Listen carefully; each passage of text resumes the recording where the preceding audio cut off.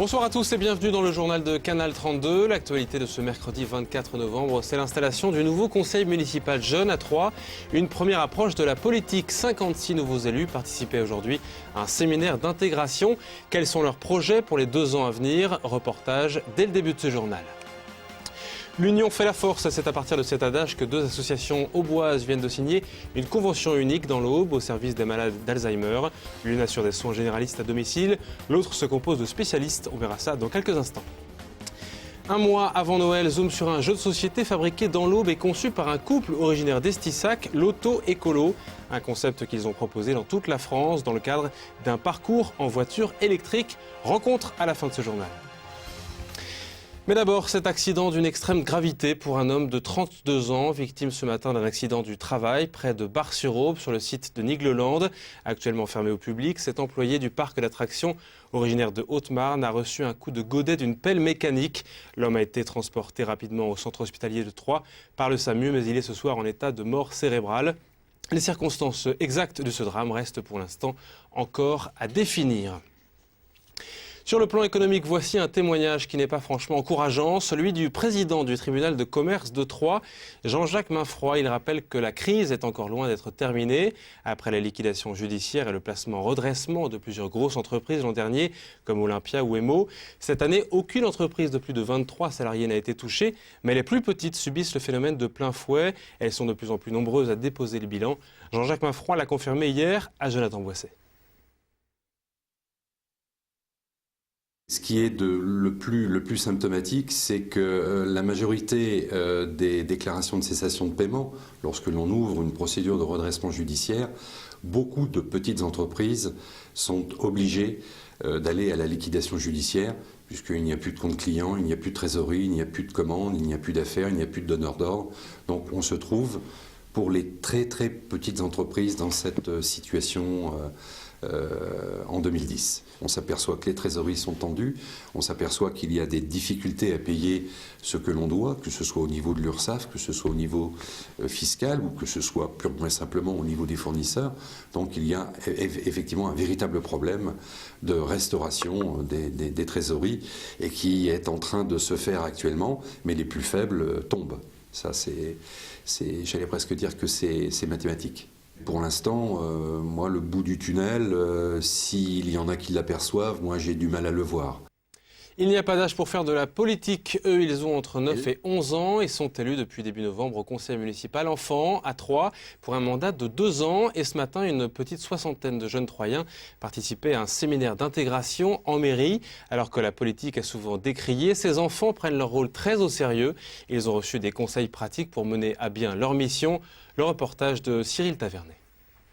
Les 56 nouveaux conseillers municipaux de la ville de Troyes n'ont pas plus de 10 ans. Ils ont été élus par leurs camarades de classe début novembre dans les 25 écoles élémentaires de Troyes. Aujourd'hui, ils participaient à un séminaire d'intégration, le point de départ de leur mandat de 2 ans. La ville de Troyes, depuis 10 ans, invite les enfants à l'exercice démocratique et citoyen. Une culture citoyenne, c'est une culture qui n'est pas seulement centrée sur le quotidien, sur ses besoins personnels, mais c'est aussi de comprendre comment fonctionne une ville, comment chacun d'entre nous, chaque enfant peut prendre sa place, trouver sa place et s'exprimer aussi. Ces enfants ont participé à des ateliers de communication, de citoyenneté et de dynamique de groupe. L'objectif, les former à être des conseillers, sachant prendre la parole avec aisance ou tout simplement savoir écouter lorsqu'on travaille en équipe. Ils ont aussi pu visiter la mairie et entrer dans le bureau du maire. Le maire, c'est lui, mais il n'a plus de lunettes maintenant. Il a des lentilles. Et là, c'est Chirac. Je trouve qu'il a un très beau bureau, qu'il y a plein de tableaux, qu'il y a plein de photos. C'est très grand, c'est spacieux. À 10 ans, ces enfants sont déjà bien conscients de leur rôle de conseiller. Ils ont des projets pour leur mandat et leurs projets sont déjà bien clairs. J'ai voulu faire ça pour aider les citoyens dans mon quartier, ma commune. Et j'ai le plaisir de faire ça pour aider les autres à développer l'environnement à Troyes. On apprend à respecter les autres et que C'est important d'avoir des conseillers municipaux pour la commune. J'aimerais bien créer des établissements pour ceux qui sont à la rue, les SDF. Et voilà. J'ai un projet, c'est aller voir les personnes âgées dans des retraites et qui nous expliquent comment c'était la guerre avant, ou qu'on aille leur lire des histoires, des trucs comme ça. Depuis 2000, à l'issue de leur mandat, 60% des conseillers municipaux ont intégré des associations à vocation citoyenne pour poursuivre leur action dans la ville. Parmi les projets de ce conseil municipal, le menu de la cantine pourrait être abordé. L'alimentation a d'ailleurs fait l'objet d'une série d'ateliers depuis lundi dans les restaurants scolaires troyens dans le cadre de la semaine des collectivités locales pour la nutrition, baptisée Move It, en français manger et bouger. L'équilibre alimentaire expliqué aux enfants, une façon ludique de sensibiliser les élèves du primaire au contenu de leur assiette. Les précisions de Sybille Bertaille, adjointe au maire en charge de l'éducation. Nous avons donc participé et nous continuons à l'élaboration des menus.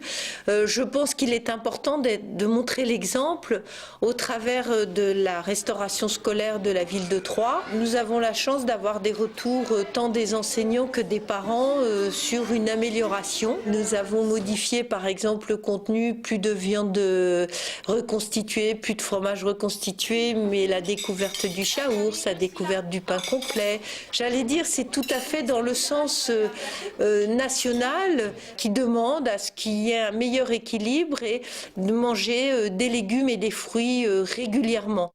Un accord inédit entre deux associations auboises pour mutualiser leurs moyens au service des malades d'Alzheimer dans l'Aube. L'une assure des soins généralistes à domicile, Bréviande Accueil Service. L'autre signataire se compose de spécialistes de la maladie d'Alzheimer. L'association de soins infirmiers et ménagers de l'agglomération troyenne, l'ASIMAT. Cet accord de coopération va permettre de mieux prendre en charge les patients à domicile. Il a été signé samedi dernier et c'est une première. Explication, Cyril Tavernet. L'unité Alzheimer sécurisée du Médou à Bréviande accueille des patients depuis 2006. Cet établissement fonctionne comme une maison de retraite, mais le Médou est spécialisé dans les troubles du comportement liés à la maladie d'Alzheimer. Ce lieu appartient à l'association Bréviande Accueil Social et samedi matin, elle a signé une convention de coopération de moyens avec l'association de soins infirmiers et ménagers de l'agglomération troyenne. Ce partenariat est fait pour regrouper leurs deux savoir-faire pour aller soigner les personnes à leur domicile. Aujourd'hui, c'est un moment important puisque deux associations très anciennes du département, la CIMAT, donc qui assure le maintien à domicile sur la ville de Troyes, et nous qui avons 20 ans d'existence, la CIMAT, je crois que c'est plus de 30 ans d'existence, nous allons signer une convention de coopération pour que nous puissions donc mettre nos moyens, tant nos moyens humains que nos moyens matériels, ensemble, pour avoir une meilleure prise en charge de la maladie d'Alzheimer des patients qui sont au domicile. Certains personnels du Médou iront donc chez la personne, un ergothérapeute, un psychologue, 3 assistantes de soins et l'infirmière référente seront la nouvelle équipe. Sur les 8000 aubois recensés en tant que malades Alzheimer, nombreux sont ceux qui ne peuvent être placés, d'où l'utilité de cette nouvelle unité mobile de soins à domicile. Alors il y a certains profils de patients qui ne sont pas forcément faits pour l'institutionnalisation. Je pense notamment à des adultes jeunes, parce qu'il faut savoir qu'il y a des cas de pathologie démentielle sur des adultes encore très jeunes. Je pense à des personnes de 50, 60 ans, pour qui l'institutionnalisation représente quand même une perturbation assez forte. Donc pour ces profils, nous préférerions effectivement assurer du maintien à domicile, d'où l'intérêt de la création de ces nouveaux services. Et puis il faut savoir qu'il y a également des aidants familiaux qui ne sont pas toujours prêts à l'institutionnalisation de leurs proches, même si la personne est gravement malade. Et donc il faut pouvoir proposer des alternatives à l'institutionnalisation. Ce nouveau service prendra effet début 2011. Il agira uniquement dans l'agglomération troyenne. Un mois jour pour jour avant Noël, voilà une idée de cadeau qui ne manque pas d'atout. Un jeu de société purement en bois et 100% tourné vers l'écologie. L'auto écolo, inventé par un couple d'Estissac. Ils viennent de terminer un tour de France en voiture électrique pour en faire la promotion. Ses parents de 5 enfants ont choisi un concept dans l'air du temps à travers un parcours style Monopoly. Jonathan Boisset les a rencontrés à l'issue de leur tournée à Saint-André-les-Vergers. Faire du 4x4 dans les champs durant les vacances coûte 400 oxygènes. A l'inverse, recycler ses essuie-glaces à la déchetterie en rapporte 200. Avec Auto Écolo, le vainqueur n'est donc pas forcément le plus riche, mais celui qui possède le plus d'oxygène. Un jeu 100% au bois dont ses créateurs, Sandrine et Laurent Philippe, ont assuré la promotion en réalisant un Tour de France en voiture électrique. L'origine, avec Sandrine, on avait décidé de partir un mois en vacances sans les enfants qui sont restés avec tonton Jean-Marc. Et on faisait donc on a fait une trentaine de villes dans notre Tour de France avec la voiture. Comme le jeu s'est trouvé d'être très bien distribué par Ferio dans des grandes enseignes nationales, on en a profité donc pour aller voir toutes ces grandes enseignes et présenter le jeu, que les vendeurs et les magasins soient un petit peu plus sensibles au fait qu'il était 100% français, 100% recyclé et qu'en même temps ils connaissent ce produit par rapport aux produits concurrents. Un jeu dans l'air du temps qui est né il y a 3 ans dans ce foyer d'Estissac. L'idée était alors de modifier un Monopoly pour éduquer les 5 enfants du couple à une conduite écologique. C'est sans doute ce qui a séduit cette grande enseigne de Saint-André. On avait un système qui rappelle le Monopoly dans le fonctionnement, mais qui faisait parler de tout ce qui a rapport à l'écologie, le retraitement des déchets, faire attention à la consommation, etc. Donc il y avait à la fois un quiz, c'est un jeu qui est tendance à l'heure actuelle, mais quand les personnes l'ont présenté, qui l'ont créé, il était un petit peu en avance, on va dire. C'est un jeu simple, mais qui a un intérêt pour la famille. Ça, c'est important aussi, parce que on recherche beaucoup de jeux familiaux. C'est à l'heure actuelle une tendance, plus qu'une tendance. Les gens aiment bien se retrouver et jouer ensemble, et on retrouve ça dans ce jeu. Et c'est dans cette voiture, ne dépassant pas les 70 km/h, qu'a été réalisé ce périple, un véhicule acheté à Bréviande qui est loin de passer inaperçu.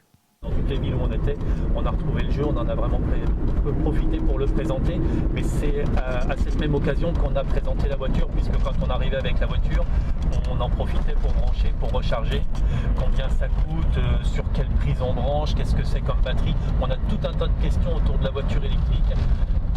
Nous, à l'utilisation, on n'a vraiment pas eu de souci avec le véhicule. Une initiative originale avec ce jeu réalisé en carton recyclé et avec des pièces en bois. Un succès également puisqu'il a déjà été vendu à 17 000 exemplaires.